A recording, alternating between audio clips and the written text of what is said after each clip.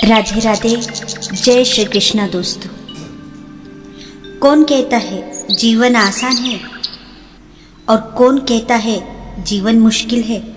बस जीने का तरीका भगवान श्री कृष्ण के विचारों पर होना चाहिए। जानिए वो क्या विचार है और ऐसी दो सुंदर कहानी जो आपका जीवन बदल दे। अगर वीडियो पसंद आए तो सब्सक्राइब जरूर कर देना और कमेंट बॉक्स में राधे राधे जय श्री कृष्णा जरूर लिखना।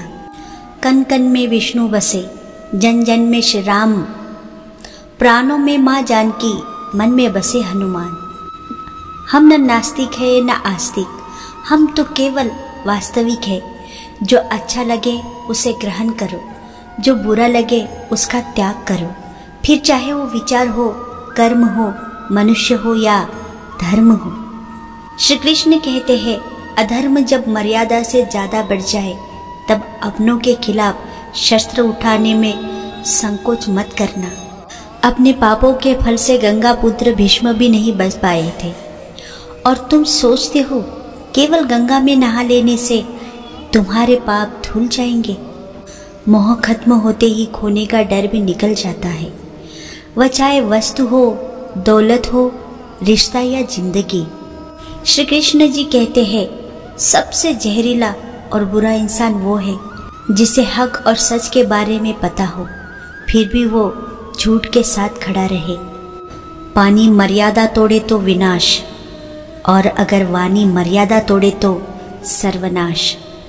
संघर्ष के समय कोई नजदीक नहीं आता, सफलता के बाद किसी को आमंत्रित नहीं करना पड़ता। भगवान कहते हैं हे पार्थ, किसी का बुरा करके खुद का अच्छा होगा ये कभी मत सोचना। एक बारी वक्त साथ देगा, कर्म नहीं। कर्म तेरे अच्छे है तो किस्मत तेरी दासी है। नियत तेरी अच्छी है तो घर में वृंदावन, द्वारका, काशी है। श्री कृष्ण कहते हैं किसी के दर्द की दवा बनो। जख्म तो हर कोई देता है। नहाए धोए हरि मिले तो मैं नहाऊं 100 बार। हरि तो मिले निर्मय हृदय से, प्यारे मन का मैल उतार। गंगा में वही पाप धुलते हैं जो गलती से हो जाए।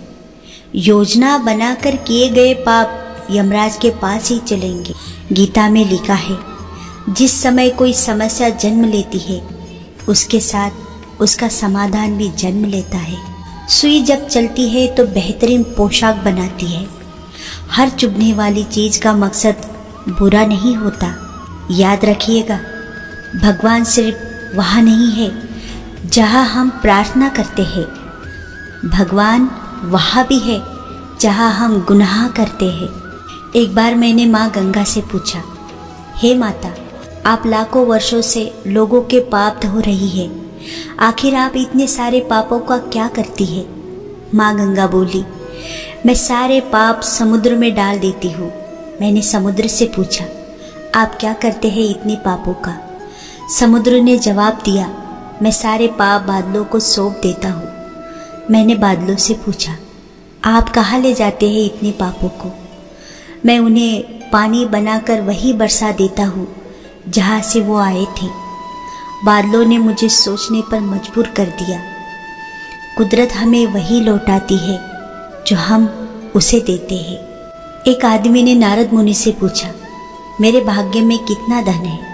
नारद मुनि ने कहा, भगवान विष्णु से पूछकर कल बताऊंगा। नारद मुनि ने कहा, 1 रुपया रोज तुम्हारे भाग्य में है। आदमी बहुत खुश रहने लगा। उनकी जरूरतें 1 रुपये में पूरी हो जाती थी। एक दिन उसके मित्र ने कहा, मैं तुम्हारी सादगी जीवन और खुश देखकर बहुत प्रभावित हुआ हूँ और अपनी बहन की शादी तुमसे करना चाहता हूँ। आदमी ने कहा, मेरी कमाई 1 रुपया रोज की है, इसको ध्यान में रखना। इसी में ही गुजर बसर करना पड़ेगा तुम्हारी बहन को। मित्र ने कहा, कोई बात नहीं, मुझे रिश्ता मंजूर है। अगले दिन से उस आदमी की कमाई 11 रुपये हो गई। उसने नारद मुनि को बुलाया कि हे मुनिवर, मेरे भाग्य में 1 रुपया लिखा है, फिर 11 रुपये क्यों मिल रहे हैं। नारद मुनि ने कहा, तुम्हारी किसी से रिश्ता या सगाई हुई है क्या। हाँ हुई है। तो ये तुमको 10 रुपये उसके भाग्य के मिल रहे हैं। इसको जोड़ना शुरू करो, तुम्हारे विवाह में काम आएंगे। एक दिन उसकी पत्नी गर्भवती हुई और उसकी कमाई 31 रुपये होने लगी। फिर उसने नारद मुनि को बुलाया और कहा, हे मुनिवर, मेरी और मेरी पत्नी के भाग्य के 11 रुपये मिल रहे हैं, लेकिन अभी 31 रुपये क्यों मिल रहे हैं? क्या मैं कोई अपराध कर रहा हूँ? मुनिवर ने कहा, यह तेरे बच्चे के भाग्य के 20 रुपये मिल रहे हैं। हर मनुष्य को उसका प्रारब्ध भाग्य मिलता है। किसके भाग्य से घर में धन दौलत आती है हमको नहीं पता, लेकिन मनुष्य अहंकार करता है कि मैंने बनाया, मैंने कमाया, मेरा है, मैं कमा रहा हूँ, मेरी वजह से हो रहा है। हे प्राणी, तुझे नहीं पता तू किसके भाग्य का कमा रहा है। ओम नमो भगवते वासुदेवाय नमः। देने के बदले लेना तो बीमारी है, और जो देकर भी कुछ न ले वही तो बाके बिहारी है। किसी को भूल कर एक बार माफ करके अच्छे बन जाओ, लेकिन दोबारा उसी मनुष्य पर विश्वास करके मूर्ख मत बनो। ईश्वर जब किसी पर कृपा करता है तो उसे मनुष्य तन प्रदान करता है। मनुष्य तन अनमोल है, क्योंकि मनुष्य तन में ही मोक्ष प्राप्ति हो सकता है। कोई कुछ भी बोले, स्वयं को शांत रखो, क्योंकि धूप कितनी ही तेज हो समुद्र सुखा नहीं सकती। भगवान श्री कृष्ण कहते हैं, चिंता मत कर, जहाँ तेरे अपने मुंह फेर लेंगे वहाँ मैं तेरा साथ दूंगा। माधव कहते हैं कि इच्छा पूरी ना हो तो क्रोध बढ़ता है, और इच्छा पूरी होने पर लोभ बढ़ता है। इसलिए जीवन की हर परिस्थिति में धैर्य बनाए रखना आवश्यक है। जब तक शरीर है तब तक कमजोरियां तो रहेंगी ही, इसलिए कमजोरियों की चिंता छोड़ो और जो सही कर्म है उस पर अपना ध्यान लगाओ। क्रोध तब पुण्य बन जाता है जब वह धर्म और मर्यादा के लिए किया जाए, और सहनशीलता तब पाप बन जाती है जब वह धर्म और मर्यादों को बचा ना पाए। जीवन में ऊंचा उठने के लिए पंखों की जरूरत केवल पक्षियों को ही पड़ती है। मनुष्य तो जितना विनम्रता से झुकता है उतना ही ऊपर उठता है। मिट्टी का मटका और परिवार की कीमत सिर्फ बनाने वाले को ही पता होती है, तोड़ने वाले को नहीं। निरंतर आगे बढ़ते रहने के लिए एक सोच ही काफ़ी है कि हमारे जीवन का सबसे अच्छा समय आना तो अभी बाकी है। राधा कृष्ण का मिलन तो बस एक बहाना था, दुनिया को प्यार का सही मतलब को समझाना था। अगर व्यक्ति शिक्षा से पहले संस्कार और व्यापार से पहले व्यवहार और भगवान से पहले माता पिता को पहचान ले तो जिंदगी में कभी कोई कठिनाइयाँ नहीं आएंगी। जब आप प्रभु के साथ जुड़ जाओगे तो आपकी परीक्षा आरंभ हो जाएंगी। कुछ लोग इसे दुख समझते हैं तो कुछ लोग प्रभु की कृपा। प्रेम एक ऐसा अनुभव है जो मनुष्य को कभी परास्त नहीं होने देता, और घृणा एक ऐसा अनुभव है जो मनुष्य को कभी जीतने नहीं देता। क्रोध की अवस्था में प्रभु जन्म लेता है। भ्रम बुद्धि को नष्ट कर देती है। बुद्धि के नष्ट होते ही व्यक्ति का पतन हो जाता है।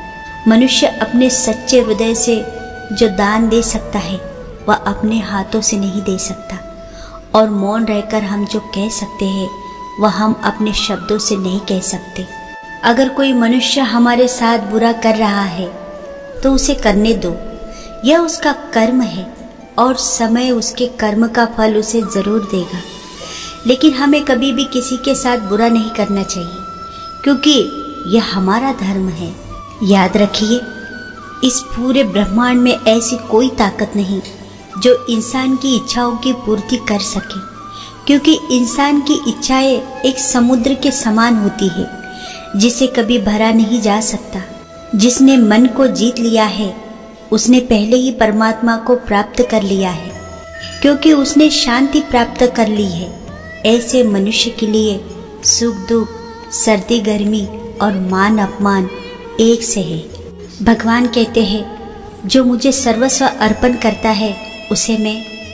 इसका बहुत सुंदर उदाहरण ये कहानी है। जब भगवान श्री कृष्ण ने सुदामा जी को 3 लोगों का स्वामी बना दिया तो सुदामा जी की संपत्ति देखकर यमराज से रहा नहीं गया। यम भगवान को नियम कानून का पाठ पढ़ाने के लिए अपने बही खाते लेकर द्वारिका पहुंच गए। भगवान से कहने लगे, अपराध क्षमा करे भगवान, लेकिन सत्य तो यह है कि यमपुरी में शायद अब मेरी कोई आवश्यकता नहीं रह गई है, इसलिए मैं पृथ्वी लोक के प्राणियों के कर्मों का बही खाता आपको सौंपने आया हूँ। इस प्रकार यमराज ने सारे बही खाते भगवान के सामने रख दिए। भगवान मुस्कुराते हुए बोले, यमराज जी, आखिर ऐसी क्या बात है जो इतने चिंतित लग रहे हो? यमराज कहने लगे, प्रभु, आपके क्षमा कर देने से अनेक पापी एक तो यमपुरी आते ही नहीं है, वे सीधे ही आपके धाम को चले जाते हैं। और फिर आपने अभी अभी सुदामा जी को 3 लोग दान दे दिए हैं, सो अब हम कहाँ जाए? यमराज भगवान से कहने लगे, प्रभु, सुदामा जी के प्रारंभ में तो जीवन भर दरिद्रता ही लिखी हुई थी, लेकिन आपने उन्हें 3 लोगों की संपत्ति देकर विधि के बनाए हुए विधान को ही बदल कर रख दिया है। अब कर्मों की प्रधानता तो लगभग समाप्त ही हो गई है। भगवान बोले, यम, तुमने कैसे जाना कि सुदामा के भाग्य में आजीवन दरिद्रता का योग है? यमराज ने अपना बही खाता खोला तो सुदामा जी के भाग्य वाले स्थान पर देखा तो चकित रह गए। देखते हैं कि श्री क्षय संपत्ति का क्षय लिखा हुआ था। वह स्वयं भगवान श्री कृष्ण ने उन्हीं अक्षरों को उलटकर उनके स्थान पर यश्री लिख दिया, अर्थात कुबेर की संपत्ति। भगवान बोले, यमराज जी, शायद आपकी जानकारी पूरी नहीं है। क्या आप जानते हैं कि सुदामा ने मुझे अपना सर्वस्व अर्पण कर दिया था? मैंने तो केवल उसी प्रकार का प्रतिफल उसे दिया है। यमराज बोले, भगवान, ऐसी कौन सी संपत्ति सुदामा ने आपको अर्पण कर दी? उसके पास तो कुछ भी नहीं। तो भगवान बोले, सुदामा ने अपनी कुल पूंजी के रूप में बड़े ही प्रेम से मुझे चावल अर्पण किए थे, जो मैंने और देवी लक्ष्मी बड़े प्रेम से खाए थे। जो मुझे प्रेम से कुछ खिलाता है उसे संपूर्ण विश्व भोजन कराने जितना पुण्य प्राप्त होता है, बस उसी का प्रतिफल सुदामा को मैंने दिया है। ऐसे दयालु है हमारे प्रभु श्री कृष्ण जी। भगवान जिन्होंने न केवल सुदामा जी पर कृपा की, बल्कि द्रौपदी के बटलोई से बचे हुए साग के पत्ते को भी बड़े चाव से खाकर दुर्वास ऋषि और उसके शिष्यों सहित संपूर्ण विश्व को तृप्त कर दिया था और पांडवों को श्राप से बचाया था। सुखी होने में ज़्यादा खर्चा नहीं होता, लेकिन हम कितने सुखी हैं यह लोगों को दिखाने में बहुत खर्चा होता है। पसंद उसे कीजिए जो हमारे में परिवर्तन लाए, वरना प्रभावित तो मदारी भी कर लेते हैं। ताकत और पैसा जिंदगी के फल है, परिवार और मित्र जिंदगी की जड़ है। कदर और वक्त में रिश्ता कमाल का होता है। जिसकी कदर करो वो वक्त नहीं देता, और जिसको वक्त दो वो कदर नहीं करता।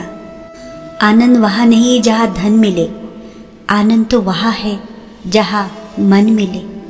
और ये ना पूछना कि जिंदगी खुशी कब देती है, क्योंकि शिकायतें तो उन्हें भी है जिन्हें जिंदगी सब कुछ देती है।